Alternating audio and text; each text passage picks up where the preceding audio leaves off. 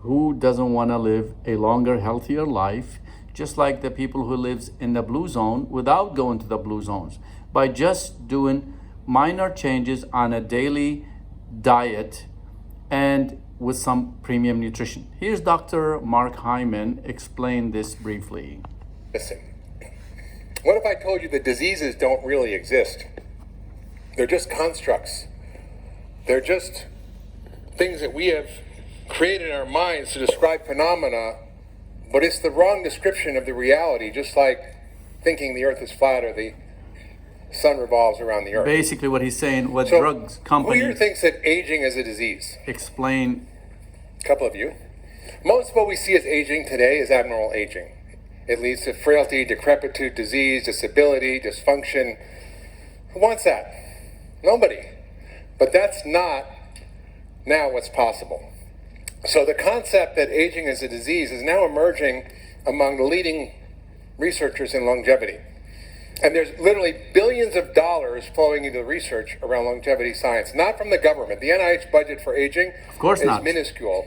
It's a couple of billion, but most of that's on the diseases of aging, like Alzheimer's, heart disease, cancer. You know, the budget for cancer is $6 billion. The budget for aging mechanisms is about a couple $100 million.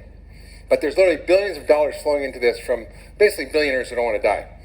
So, which is okay, but we'll get there. Now, I'm going to be 63 next week. And I checked my biological age just recently, and I'm 43. I'm going for 25. Now, what is this measuring? It's measuring something called your biological clock. And there's many ways we're learning how to do this, but this is a very new type of research allowing us to look at our epigenome. Who here knows what the epigenome is? Right? You guys are all smart.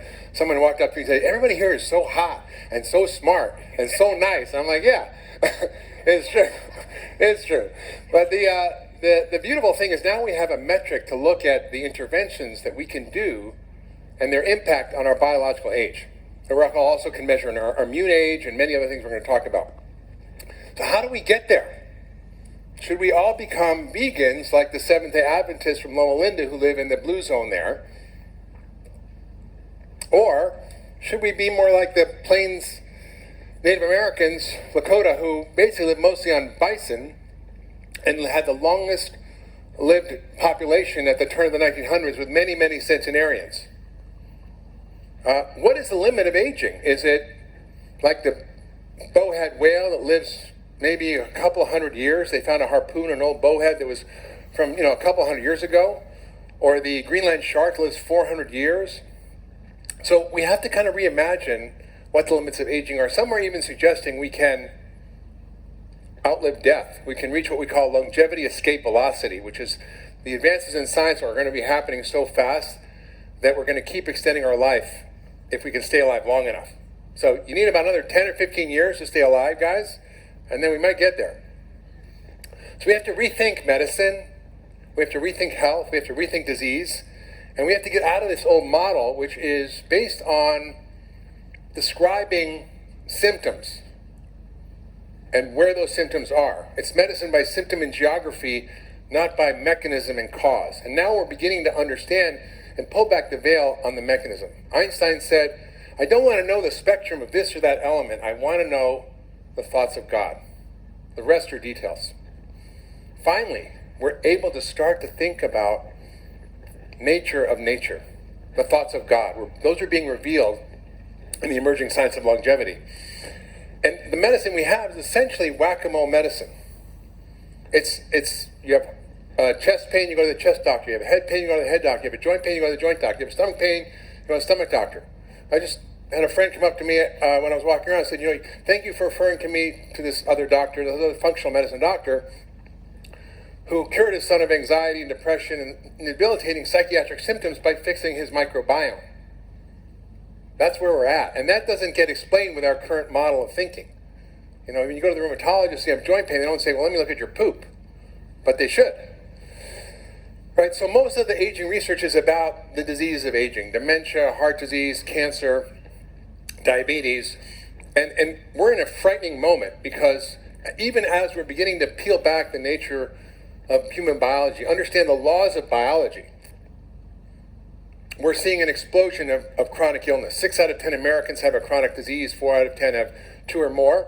The cost is, these slides I keep having to change. This slide says 3.5 trillion, now it's 4.1 trillion. And when you, depending on how you define chronic disease, it's even more. We see 12% of Americans a number of years ago were metabolically unhealthy. That means they have high blood pressure, high blood sugar, high cholesterol.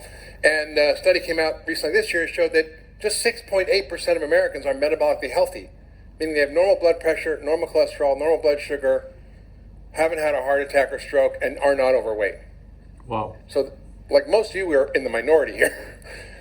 It's a good minority. So we are in this moment where we can't continue in this way. We're spending more and more and getting less and less and keeping the same thing and having worse outcomes. And the United States is worse than ever. And every country who's following the American healthcare system is doomed to repeat the same tragedies that's going on right now in the United States. The biggest healthcare budget in the world, the sickest nation in the world, most corrupt nation when it comes to manipulation of big pharma drugs over United States government policies. And any government who's following that system, they are deemed to repeat the same strategy that led to this tragic situation in the United States right now.